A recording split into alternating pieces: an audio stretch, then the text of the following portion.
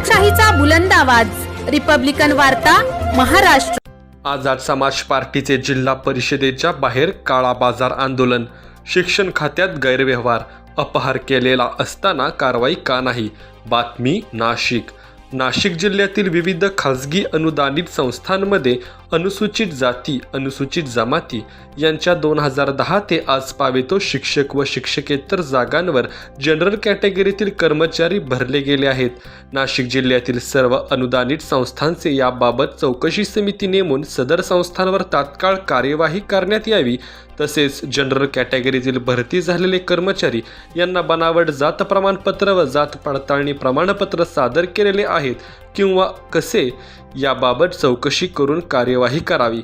यावेळी प्रवीण पाटील, नितीन बादशाव, योगेश पाटील मगर यांच्यावर विविध स्वरूपाचे भ्रष्टाचार, घोटाळे व गंभीर गुन्हे असताना, शिक्षण खात्यात गैरव्यवहार, अपहार केलेला असताना सुद्धा पुन्हा त्यांना त्याच पदावर ठेवणे हे शिक्षण खाते तसेच नाशिककरांचे एक प्रकारे केलेला अपमान असून अशा भ्रष्टाचारी व कलंकित अधिकाऱ्यांची बदली करण्यात यावी। माध्यमिक शिक्षण विभागातील श्री प्रवीण पाटील, श्री उदय देवरे यांनी नियमबाह्य कामे केल्याने यांचेवर नाशिक शहर पोलीस स्टेशनच्या हद्दीत गुन्हे दाखल झाले असून सुद्धा ते त्या पदावर कायम आहेत। संबंधित अधिकाऱ्यांवर निलंबनाची कार्यवाही करण्यात यावी। मुख्य कार्यकारी अधिकारी यांनी शासनासोबत सदर कर्मचाऱ्यांना निलंबनाविषयी काय पत्रव्यवहार केला त्याचा खुलासा आम्हाला अशा विविध मागण्यांसाठी आझाद समाज पार्टीच्या वतीने नाशिकच्या शासकीय जिल्हा रुग्णालयासमोर भ्रष्ट अधिकाऱ्यांविरुद्ध घोषणाबाजी करत शासकीय जिल्हा रुग्णालय ते जिल्हा परिषदेपर्यंत पायी चालत घोषणाबाजी करत जिल्हा परिषदेच्या मुख्य कार्यकारी अधिकारी यांना निवेदन देण्यात आले। यावेळी आझाद समाज पार्टीचे प्रदेशाध्यक्ष आनंद लोंढे, युवा उत्तर महाराष्ट्र अध्यक्ष मुकेश गांगुर्डे, उत्तर महाराष्ट्र अध्यक्ष कैलास दवंडे, युवा प्रदेश मुख्य महासचिव संदीप मोरे, नाशिक जिल्हाध्यक्ष पंकज साळवे, अमोल आहेर, शहराध्यक्ष मनोज पाटील, सचिन जाधव, संगीता निक्रम, महिला जिल्हाध्यक्ष मनीषा पवार यांच्यासह पदाधिकारी कार्यकर्ते मोठ्या संख्येत। जिल्हा परिषद मुर्दाबाद, मुर्दाबाद, मुर्दाबाद। शिक्षणाधिकारी मुर्दाबाद, मुर्दाबाद, मुर्दाबाद। शिक्षणाधिकारी मुर्दाबाद, मुर्दाबाद, मुर्दाबाद। शिक्षणाधिकारी मुर्दाबाद, मुर्दाबाद, मुर्दाबाद। शिक्षण क्षेत्रातील काळा बाजार यांच्या विरोधामध्ये आम्ही काळा बाजार आंदोलन आयोजित केले आहे।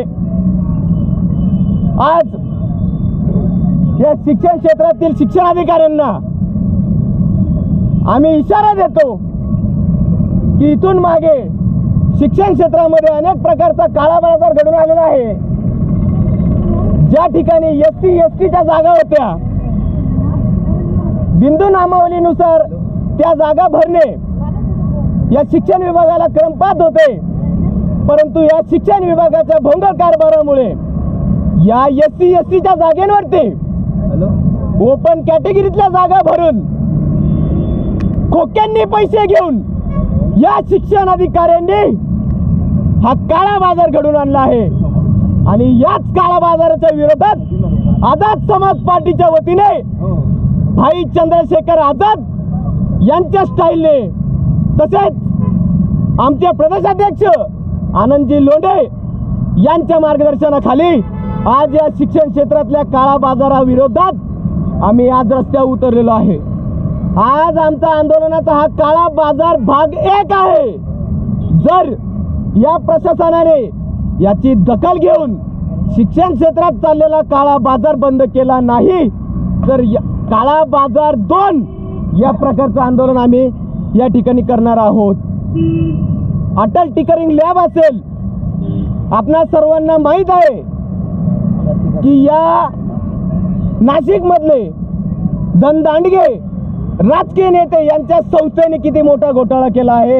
आज ते जेलमध्ये सडत आहे, परंतु त्या संस्थेचे जे काही अधिकारी असतील, जे काही मुख्याध्यापक असतील, त्या मुख्याध्यापकांना त्यांचं अजूनही निलंबन करण्यात आलेलं नाही आणि त्यांच्याच विरोधात आमचं आज हे आंदोलन आहे।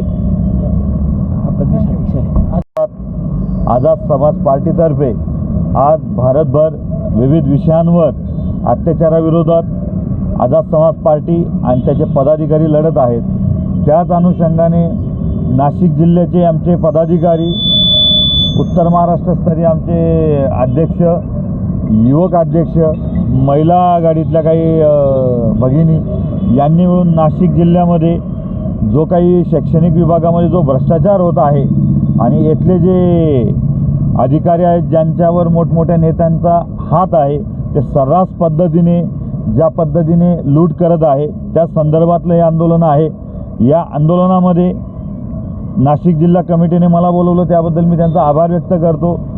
नाशिक जिल्ह्यामध्ये ज्या विविध शासकीय अनुदानित संस्था आहेत खाजगी, त्यामध्ये आजपर्यंत ज्या विविध जागा SC आणि STच्या भरल्या पाहिजे होत्या ते न भरता ओपन कॅटेगरीच्या जागा सर्रास पद्धतीने पैसा करून भरले जातात.